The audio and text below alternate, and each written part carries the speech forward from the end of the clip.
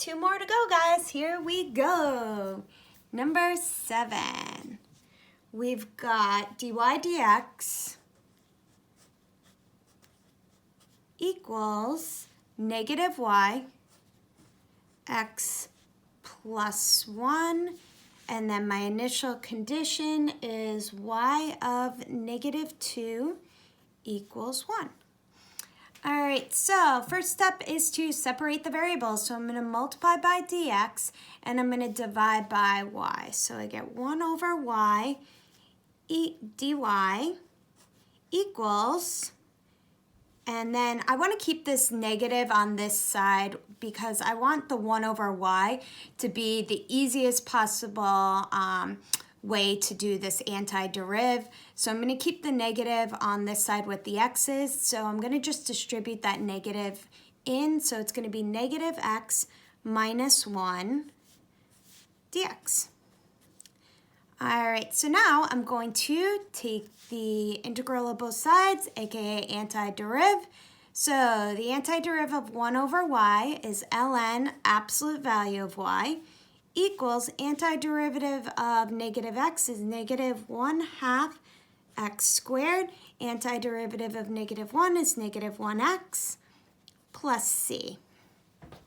All right, so I've got kind of options. I could plug in my initial condition right now because I would take the ln of 1. So I do know the ln of 1, but because I know I'm going to have to solve for y eventually, I'm going to just do that step right at here.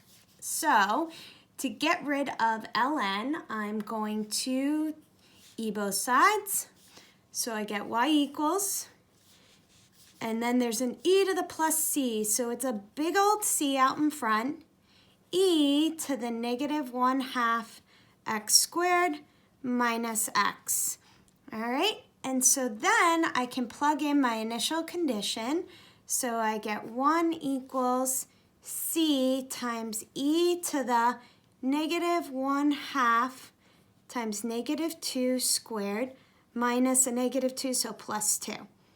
So I'm going to get 1 equals c times e to the negative 2 squared is 4. 4 times negative 1/2 is negative 2. Plus 2, negative 2 plus 2 is 0. So e to the 0 is 1, so c equals 1. So my final solution is y equals, I don't really have to put the 1 with that c, so e to the negative 1/2 x squared minus x. Final answer. And so I would have wound up getting this exact same solution if I had plugged in this initial condition before doing the e of both sides, but I just personally like to get rid of the ln first because I like to say a big old c out in front. No, but seriously, you could plug it in here because we do know the ln of 1. I just personally like to approach it from this point, plugging in my initial condition. All right, so final solution is that. Let's take on that last one, number 8. So we got number 8 is dy dx. Ooh, this one's got a little trick to it too, so just be careful. X squared 2 minus y, and then my initial condition is y of 0 equals 0. All right, so I'm going to separate the variables. So I'm going to multiply by dx and divide by 2 minus y. So 1 over 2 minus y dy equals x squared dx. So now that my variables are separated, I am going to take the integral of each side, and I need to find the antiderivative. Now, here's where the kind of catch is with this one, is that it's not like plain old 1 over y. So I can't say it's ln of y because there's more than one thing in the denominator. So actually, this is a case where we're going to need to use u substitution because it is technically 2 minus y to the negative 1, so there's a function inside of a function. So we're going to use u substitution on this left-hand side of the equation. So I'm going to do u equals 2 minus y. So du, d, not x this time because it's y's, so du dy equals negative 1. I'm going to multiply by dy, so du equals negative dy. Divide by negative 1, so negative du is equal to dy.